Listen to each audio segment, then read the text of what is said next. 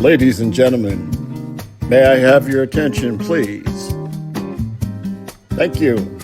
Thank you. It gives me great pleasure this evening to introduce two of the loveliest certified fun nurses that were flown in here yesterday and were picked up by our personal limousine driver. Yes, our personal Summer Glen limousine driver is here. Tommy, please, stand up, take a bow. Thank you. Ladies and gentlemen, please, let's give these two ladies a warm Summer Glen welcome. Put your hands together for Kelly and Kelly. We have 30 years of pediatric critical care experience, and we are experts in CPR teaching. And we are certified by the American Heart Association to teach people about CPR and AEDs. So why are we doing this? Surprise! Little shout out to my parents and my aunt and uncle. So we are concerned about them here if something were to happen to them, but also concerned about everyone else here at Summer Glen. So we just are here to help if something were to happen to anybody here, to keep you guys safe in your community. So just a little bit of the Good Samaritan law. It protects people who assist those who are injured, ill, or in danger.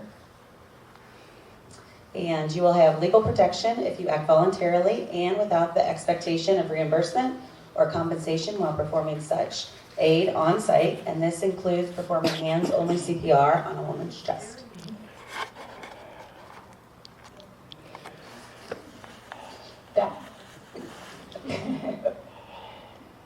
All right, so a little bit about what we're going to go over today. We're just going to give you a brief overview. We're going to talk about when to start CPR and how to perform it. We're going to also talk about how there are other ways you can help. And then we're going to talk about your AEDs, where they're located in the community, and how you can use them. So, when to start CPR and how to perform it. First, recognition is the biggest. So, if you see someone down, collapse, someone not responding, can you wake them up? And are they limp? If the answer is yes, always assume they have no pulse and start CPR right away.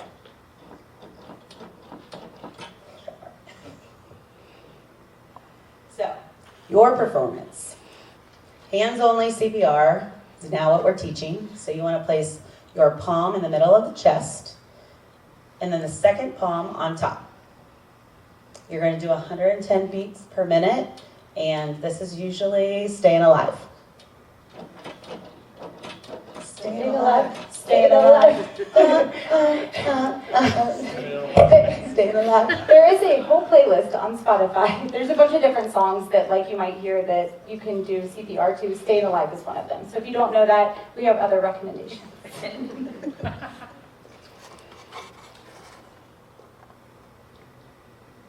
Okay, so we want to talk a little bit about how you can help and what your role would be in this.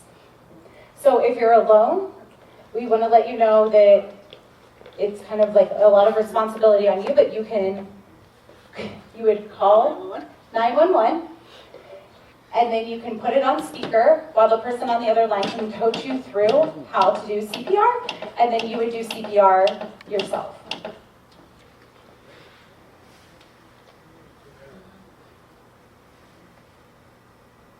If we have multiple people, so if me and Kelly are together, then your role would be Kelly would start CPR. Or no, she would call 911, then I would start CPR. Then we would pick other people that are around. Uncle Tim, I want you to go grab the AED.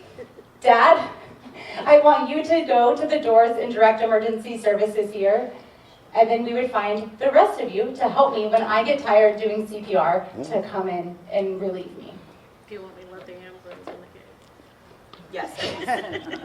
Yes, absolutely.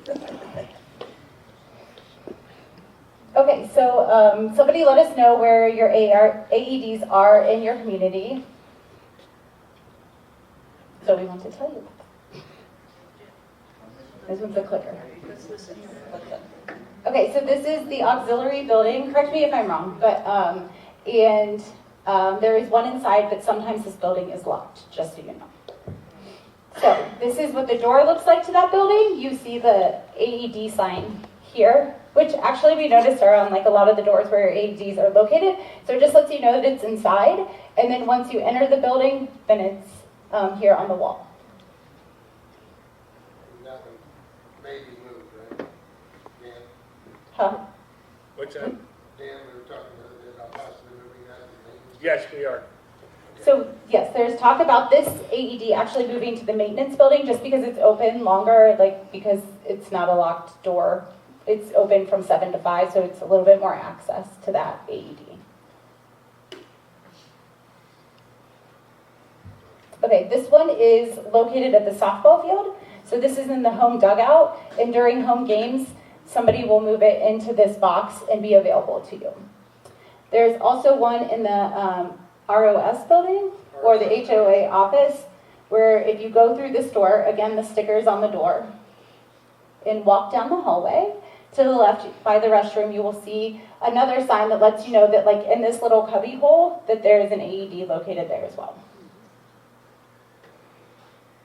And then in this room that we're sitting in today, in the back left corner, we have taken it out of that box just for demonstration, but we will put it back in there. Yes, it is located back there. The golf marshal carries one in the back of the golf cart as well. So if they know how to use it, they can drive the golf cart out to help you if you are at a different location. And then this is the entrance to like where the restaurant used to be in the pro shop. So if you go through this door, there's two entrances. You can come in from both sides, but on the wall too is hanging an AED. Any questions about where any of those are located that they can help me? Okay. Okay, so this is actually the AED that you guys have in all your boxes. And so we're going to go over a little bit about like how to open them and how to use them.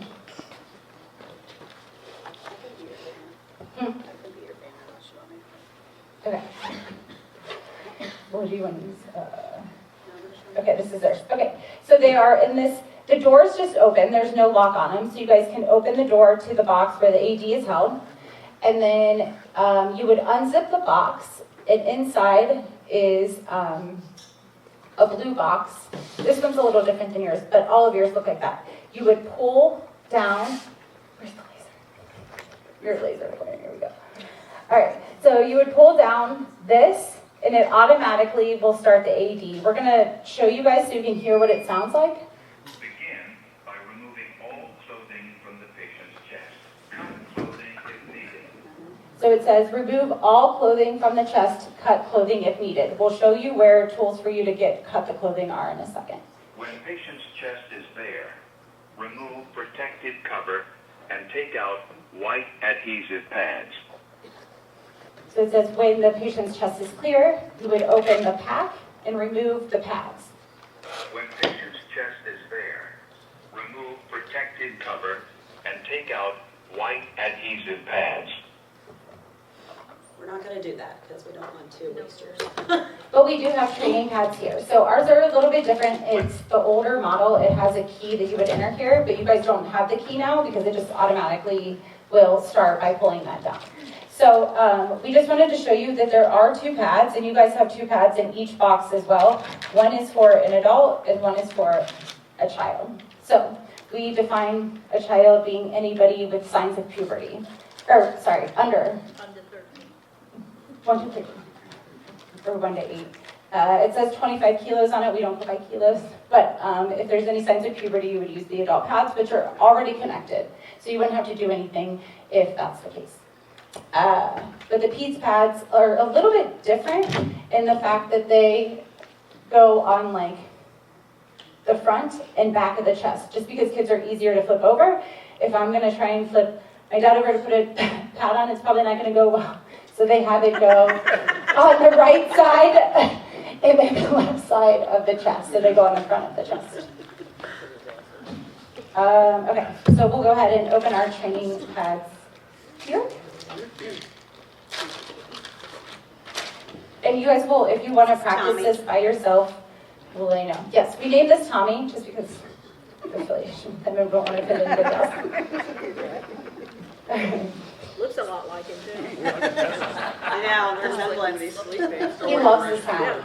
that's definitely how he looks when he's sleeping. All right, so I'll go ahead and turn ours on. Analyzing heart rhythm. Oh, wait. Do not touch the patient. All right, so, sorry. Already have the pads on, so this will go on the right side of the chest like the picture? Nope, it'll go right down there. Oh, sorry, this went wrong. So right, left. Okay. Turn it on. So while this is happening, you're doing Analyzing CPR. heart rhythm. So it'll tell Do you, not touch the patient. it'll tell you to get off the patient. Shock advised. So it'll tell you Charging. if it's advised Stay or not. clear of patient.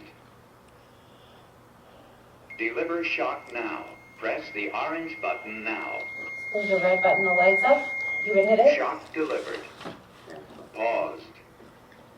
If needed, begin CPR. So then after they deliver the shock, you're going to continue CPR. After 2 minutes, this device will tell you, I'm going to analyze the heart rhythm again, if like they didn't come back to them. So you will do CPR for 2 minutes. It's going to analyze it again. If another shock is delivered, it'll tell you. If not, it'll tell you to continue CPR. And you just keep this 2-minute process going until the paramedics arrive.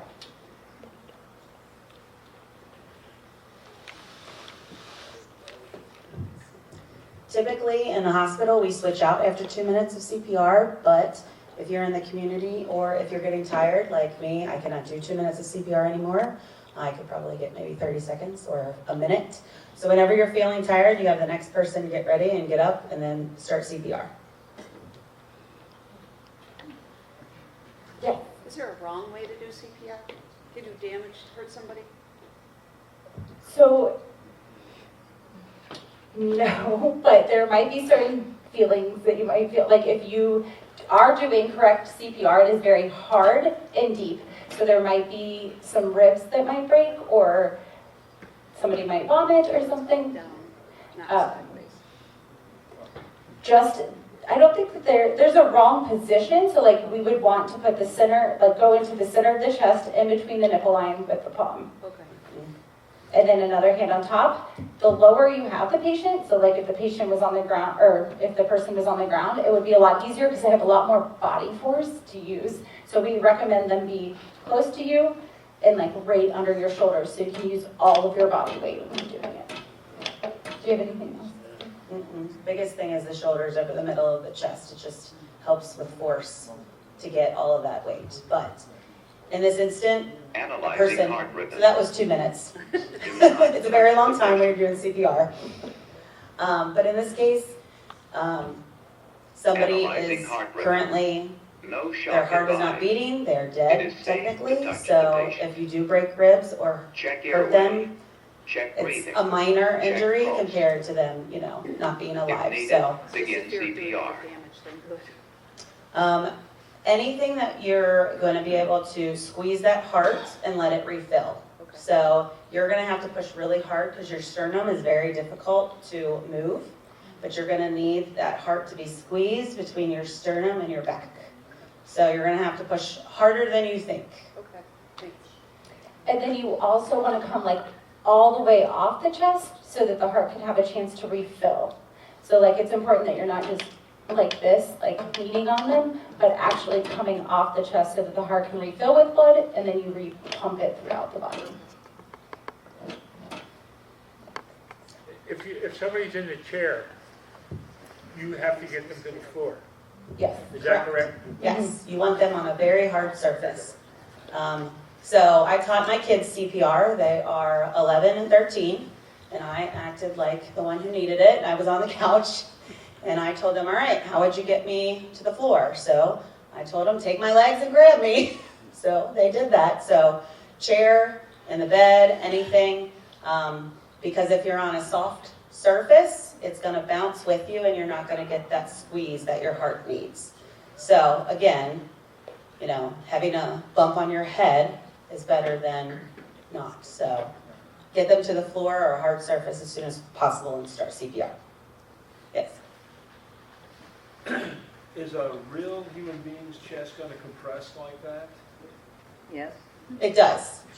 Okay. It does. So if you're not pressing it so hard, if it's not moving, you're not pressing hard enough. Correct. Number 2 question. Does the AED actually start a heart Check that has your stopped, way. or is it Check going to breathing. establish a rhythm? Say that one more time. Sorry, I couldn't. Does the AED start a heart that has stopped, or does it actually just try to set a rhythm? So if you want to think of your heart as kind of like 2 functions, it's a pump, and then it also has electricity. So sometimes the electricity stops working and is messed up and isn't working right. And sometimes your pump isn't working, but your electricity is. So in most of our pediatric patients, the pump stops working. So we have to pump the heart and get it back that way. A lot of adults, typically the electricity doesn't work. So that is when the AED will then stop it, restart it, and try to get the electricity back to how a normal heartbeat is. So it just depends. So if the AED says shock not advised, that means the pump, something's wrong with your pump. So if no shock, you should still continue the CPR. Correct. And if you happen to be dealing with a loved one, someone that you know, and there are 2 people there, would you recommend that you do both hands CPR and try the resuscitation going into the person's mouth? Or do you recommend just hands-only CPR? Hands-only CPR. Research is showing that hands-only CPR is saving lives more because, especially in adults, it's usually not a respiratory issue. It's usually their heart. So concentrating more on your heart than breathing into someone's mouth is probably the best route. And then once your paramedics get there, they can actually put a breathing tube in and give them the appropriate oxygen that they need. So, Well, does compression of the heart also lead to a little bit of movement on the lungs as well? In other words, there'll be enough oxygen coming in and out. You're just trying to get that oxygenated blood moving. Is that correct? correct. Thank you so much. Thank you both for doing this. Absolutely. Yeah, many people have AFib. Would that work to kick it back in? So the thing that delivers electricity at the hospital is essentially, this is a community one. So yes, So it wouldn't work on me? it would. It would. But AFib is one that a lot of people can technically sometimes live with. My dad goes into AFib as well and then comes out of it. But if you were to have symptoms with it and you were to collapse and be unresponsive, yes, it would work. Oh, okay. Alan?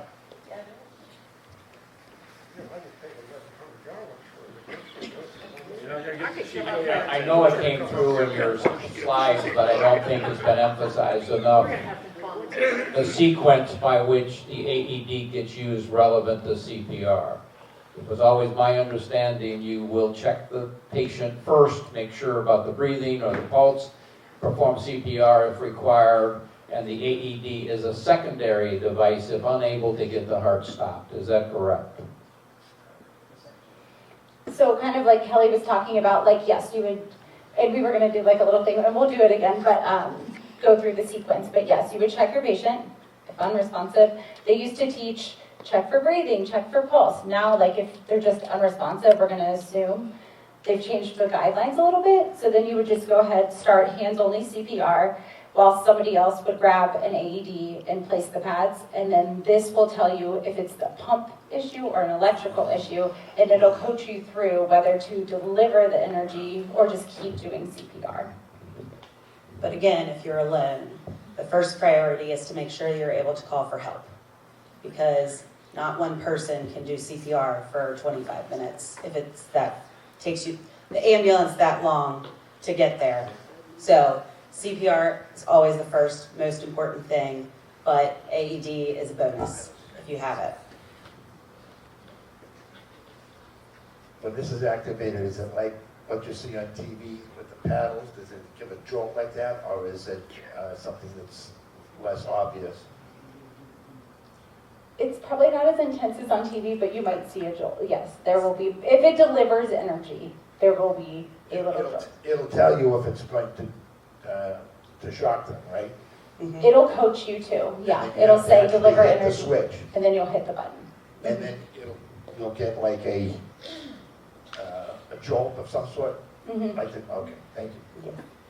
And you do want to make sure you do stand clear. Anybody else touching, or also don't forget, usually we teach in the hospital, make sure your scene is safe. So if your loved one or somebody is in a puddle of water or something, you do not want to be using electricity when you're in water. That might not be great for everyone. So also making sure not to touch your loved one that has the AED on and you're about to shock them. So you could get shocked as well. That's a good thing.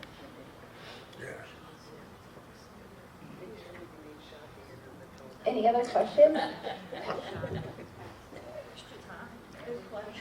These are all great questions. Yeah. If we pull somebody out of the pool who's not breathing, we shouldn't even bother with the AED, right? If they're wet. They're wet? You can dry off their chest and put them on, because it could kind of help you still see if it's an electrical issue or a pump issue. If you do not feel comfortable, just continue CPR, and until your paramedics get there, then they can be more of a judgment call of using the AED or not. So you have to make sure that you stay safe as well, because you're the one that is performing these life-saving things. So we want to make sure that nothing happens to you as well. So you can always dry the chest off, and we'll talk about also putting the pads on if you have a hairy chest. That comes up a lot. So in your guys' AEDs, you have these packets, these little, Big enough. Okay. Look at that. So this is attached to the actual AED.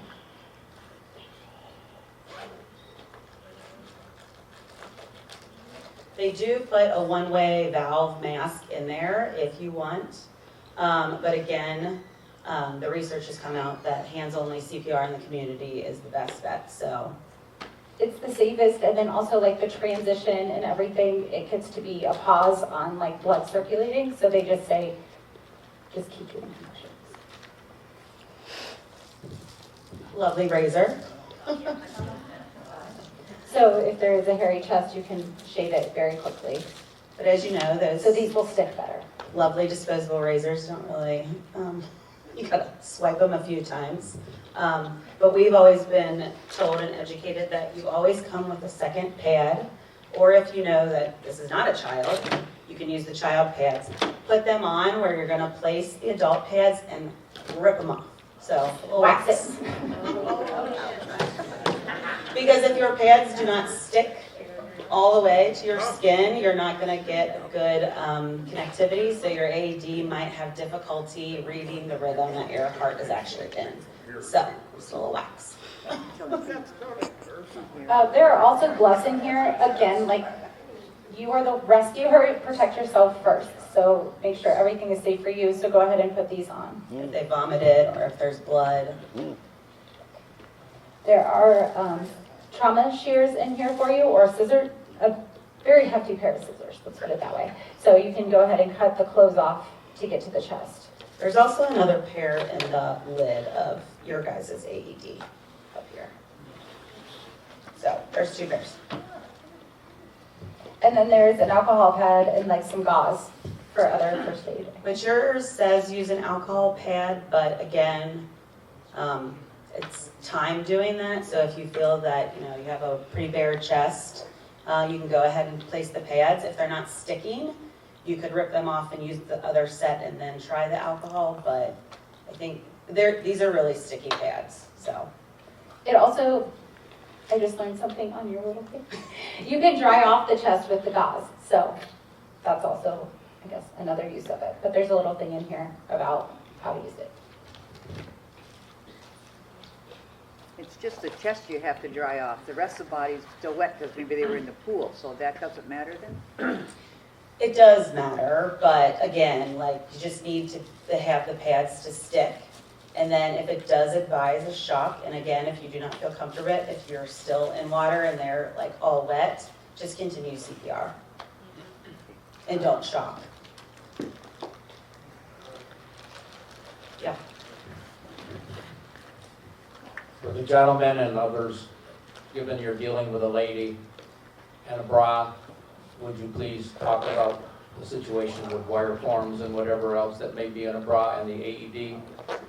Yeah, so I would use your trauma shears and I would cut down the middle and try to get that off to have their chest exposed and then able to put them in accurate spots. So one is always going to go here, and then this one may have to be lifted over a little bit and put here. Is your back better? What? Is one on the back more important? So for adults, it doesn't go on your back. It goes right here. So it's kind of like encircling your heart. So it'll go like this. So if there was a woman, you would have to lift up and put on underneath. But I do love that you brought that up because women are less likely to be treated just because people are afraid of exposing them or if that they would get in trouble for anything like that. But again, the Good Samaritan law protects you under that.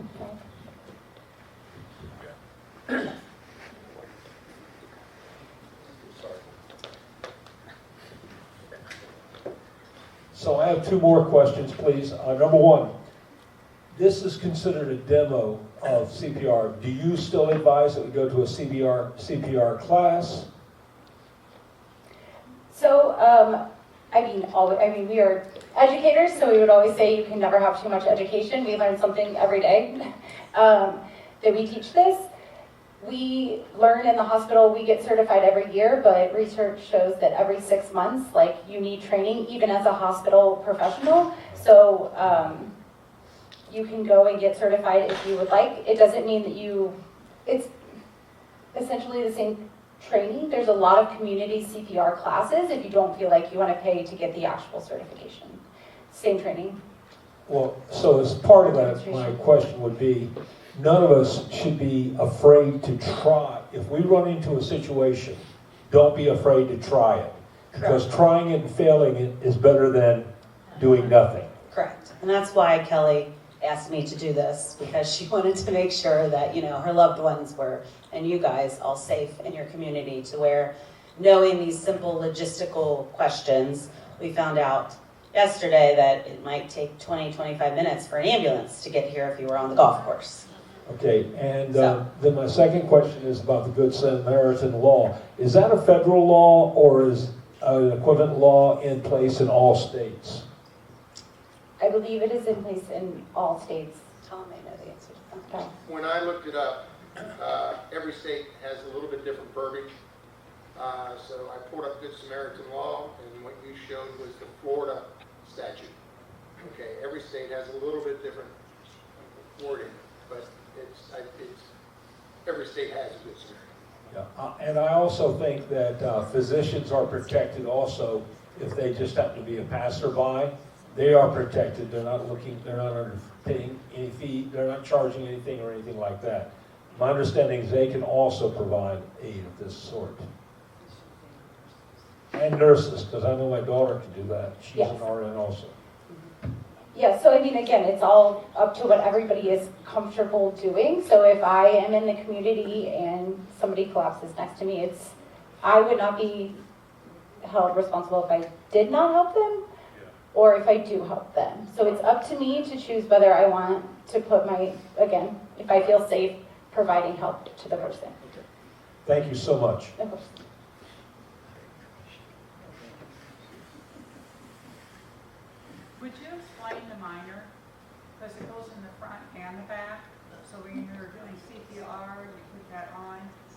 have to rip it off or take it off while you go back to CPR? So the minor is just because the child's heart is in a different location to our bigger bodies. So the pads just go in a different place. So the pads would be placed here, and then on the back. Now, once that shock is given to them, then you have to go back to CPR. Do you rip that front part off, take it off? Or No, do you leave continue that to do on and CPR keep over it. compressions going? Yeah, you would keep compressions going. The only time electricity is going through it is when you would hit this button. Okay. So you will not, So you're not damaging it? you're not going to get hit. Okay. And that's how we do most of our CPR in the hospital too, Is on the pad. is on the pad, the front puck and the back puck. And that's how we do adults in the hospital as well. We put our pads on the back for adults too. I hope I'm not getting ahead of you. Do not resuscitate letters. Are you going to cover that at all? About if you're wearing a, I mean, even if it's a letter or it's say an emblem you're wearing, but the do not resuscitate. How would they? The thing with that is some states, every state does it, but every state is not authorized here. If I didn't have one from Florida, or if I had one from, say, Mississippi, it's not good here. It has to be for the state for Florida. if you went to the hospital and you gave a do not resuscitate order, Right. while you were there, we would not know that. Some people do wear an armband or a necklace that would say that they prefer not to be resuscitated. So then you would just know, if you were wearing one, it would say that on. And so it would say, so then you would not provide this therapy to them. Right, but let's say we're on the street and we do it, and somebody passes out and his heart stopped, and the wife says, we have a do not resuscitate letter, but it's not from Florida. You can continue to do CPR. That would be whatever you're comfortable with, I feel. Yeah, the only point I'm making is every state is not, they don't work in other states, the letters, the way we were taught before. Pediatrics is also sometimes a little bit different, but I know that when you go into a hospital, they have to ask you every time you're admitted if you want a do not resuscitate order. So even if you are there and discharged and come back 2 days later, they still have to ask you, do you still want your do not resuscitate order? I know in the hospital it doesn't kind of transfer over, but if somebody went down in the community, I would not know that though. So again, it's whatever you're comfortable with. Not sure exactly on the legal stuff of that, but. I think maybe the root of that question is, whether this is on or not. It is. But does that do not resuscitate order, because most of the time the person doing the CPR isn't going to know, but does that Good Samaritan law always trump the do not resuscitate order? You're never going to get in trouble for doing that because of the Good Samaritan law. Is that correct? I am unsure about that question. I would have to look more into that. How would you know? Well, that's what I'm saying. We will clarify. I mean, do you just walk away from everybody because they might have a do not resuscitate? I know. Correct. I'd say you border on health. Do not resuscitate letters are very, very specific. They are very specific. They state under what circumstances do not resuscitate. Yeah. And I think you're not likely to run into a person who's critically ill who collapses in Summer Glen. And you should assume to thank them and hope that they can yell at you for resuscitating them when they told you not to. Which I don't think any of them will do if you help get up to that. Those letters are very specific, and they do set, because if you go into a hospital and you provide one, you have to provide your letter with your signature and specifying the conditions under which you do not want any resuscitation applied. Correct. So, Ours again, are to these very, people's point, help they're very people out lengthy. and try to save their lives. Yes. It's They not ask black if and you white. want medications given, do you want a breathing tube? So there's a lot of like questions to those DNR orders that we still do in pediatrics as well. So, but yes, they're very lengthy. If anybody's really concerned about liability, you can always join our CERT team, because we have another layer of liability insurance through the sheriff's office here in Marion County. So if you're really interested, come see me. We'll try to sign you up. There you go. We have about 25 members right now. We can always use more. Excellent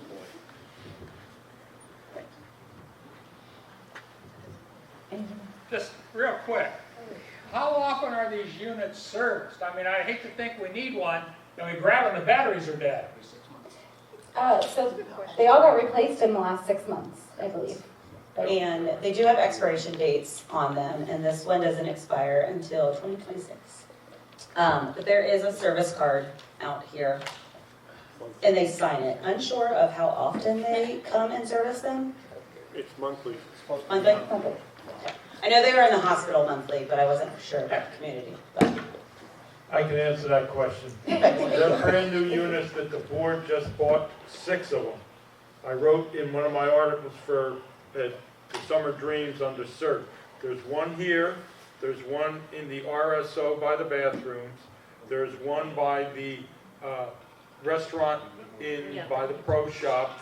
The ball players have one that under lock and key. It used to be exposed, but somebody stole it, so they bought a new one, and they keep it locked up, and it comes out because everybody has a key to their locker, so when they're playing a game out there or practicing, it's available.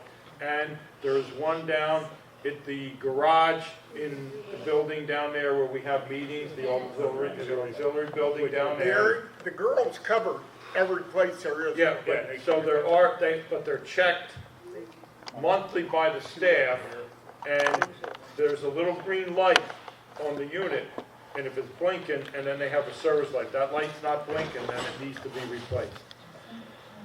Right above your power button. And there's like a little spot in the case that it will show through, actually, if it's in the thing. I don't know if you can see it. So the next logical thing, in case people are wondering about it, I'm assuming that when EMT gets there, they're going to notify someone that that unit has been used. You know, so that they redo it. I'm assuming That's all in-house. that's got to be a process that if EMT comes and they see that you have used an AED, they're going to notify someone, or they're going to take it out of service. They're going to do something. I'm assuming they're not just going to have you close it back up, put it on the wall. No, I believe they take it That's what I think. with it, I don't know if they take it. but I'm not sure. But I think it's your responsibility to call the company. Again, I'm not sure. Difference in hospital. These are great questions, though. When the EMTs come, their equipment is much more sophisticated than that. I don't know if they'll unplug probably the pads from our unit and leave that unit. That makes sense. And they have their own that they will either hook up or they will use the existing pads. They're not going to, their unit measures a lot more stuff than ours. So, and then, of course, we'd have to have it checked out and new pads put in the kit there. Yes, so our defibrillators in the hospital and ones that usually your paramedics carry, they'll actually give you feedback on how well you're doing CPR. And I'm unsure about Florida, but a lot of firehouses have gotten a device that helps with CPR that you actually put on someone, and it does CPR for them, because sometimes they only have very few people in the back of an ambulance. So one has to drive, and it's really difficult to do however long your hospital is from here, to do CPR that long. So it's called a Lucas device. that they'll place on it. And that's, I don't know if that's down here or at your closest fire department or not. But yes, it tells them how fast they're going, how deep they're going, and gives them feedback on what rhythm they're in. So yeah, they are very more sophisticated than this. So this is just for the community. Any other questions? No. When do we get to work on the dummies? Right now. Although, do you want to see a demonstration first by us? Or should they do it with us? You can do it with us. Yeah. Go lay on the table. I'm gonna throw it in the floor.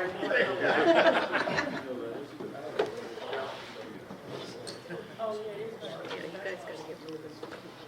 Oh, we run out of time. I don't know, hit next.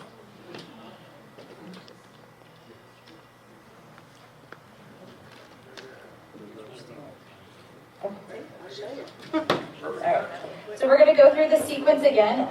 Feel free, like at your table, to go along with us if you would like. And then we'll also have you guys, if you wanna like try these buttons and everything, for you to come up after.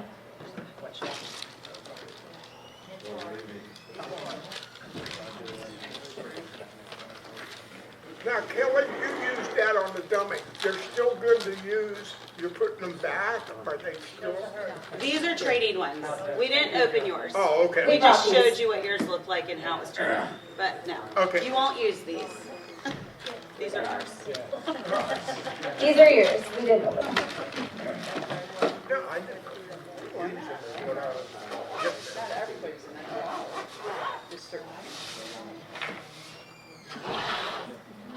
So we can try it if we want to, right?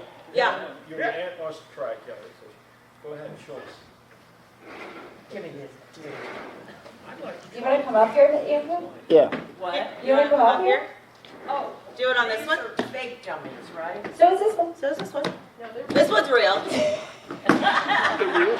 one actually will light up and tell you how This deep one it is. shows how well you're doing. This one actually gives you feedback. You gotta go up front. You gotta stand. She's coming here. Come on down. Come on down. There you go.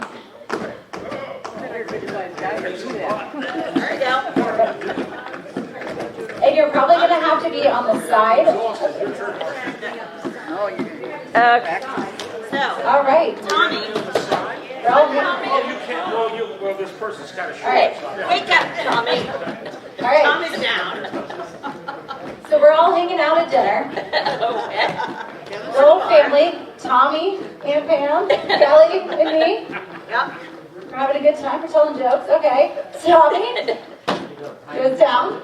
Okay, now I do. So we're going to be like, Tommy. Tommy's not waking up. Oh, Tommy. Tommy. Okay. She's gonna tell me to call CPR or call CPR. No. I'll call Yeah, CPR. really.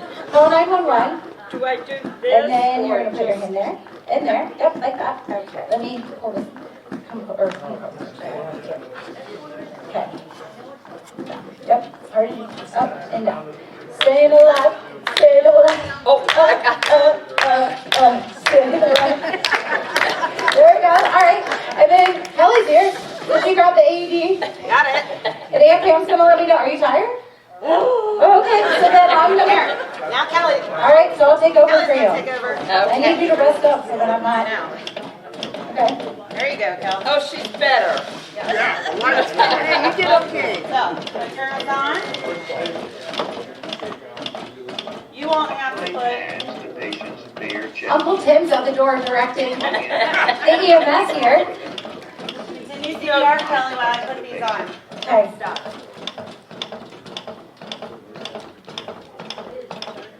Shock advised. Oh, keep going. Keep going. Don't Stay stop. clear of patient. Deliver shock now. Press the Delivering. orange Clear. button now. This would be a good time for like Kelly then to come in because now I'm tired If and needed, continues. begin CPR. They're so much better at this. We do it every I day. guess that's We have a lot of practice. why school for this. Oh, Kelly, the EMS is here. We're here. We're here. Come relieve me, please. And then I'd be like, I'm with the fire department. I'm here to take over. Thank you so much. Okay, you ready? Yep. 1, 2, 3. And that wasn't even 2 minutes. Yeah. That was like 15 seconds. So yes, anytime you are tired, it is better to do better compressions than just keep trying to do it. So the more people you have, the better. Keep switching them out. Cool. Yes. Who wants to come up on try on this one? It's better than Way to go, you saved them, Pam. Yes, Tommy is back and ready for this. I saved Tommy. Ready for sure. Well, actually, Kelly and Kelly saved Tommy. Yeah, I was going to let him She go. was part of this. I have another brother-in-law, so. Good job. Yes, if anybody wants to try, take your mannequin, stand up. Or if you want to get on the floor, I can't then with my knees, so. So yeah, there's all of these ones on the different tables. This one will give you a green light if you want to see how deep you actually should be going. It'll give you a green light on this one. So that one tells you if you're not. Mary's gonna do it because she wants to save my Those life. are good. Yeah, those are real good. I like it. Right? So it doesn't matter if I'm this way or this way. So that's a really good question. So on the mannequin, it's hard to demonstrate. Like if you were like this, you could straddle them and do it, but they would have legs. So you would probably have to go on the side. They told me I was doing it the wrong way because it's this way. I said, well, he's very short. Do not touch the patient. Oh, you can, unless you want to practice the buttons. That's it. Come on, Mary, you gotta save my life. Oh, those are good, Mary. Those are the green lights. You're gonna live front. So if it's a baby, you go a little bit less. That was a good rhythm. Yeah, and you were like letting, you were coming up off the But you're chest. still gonna go like 110. Yeah, it's like in between the nipple line right here. My kid is an SB. Very traumatized. Correct. Yeah. So, Yeah. like, turn on. So yeah, so this is not. So 1 green light means that you're going deep enough because you're going too slow. Good. 2 green light is that you're going deep enough and fast enough. But you gotta do 2 things. Get on there. Where's your song? Where's the song?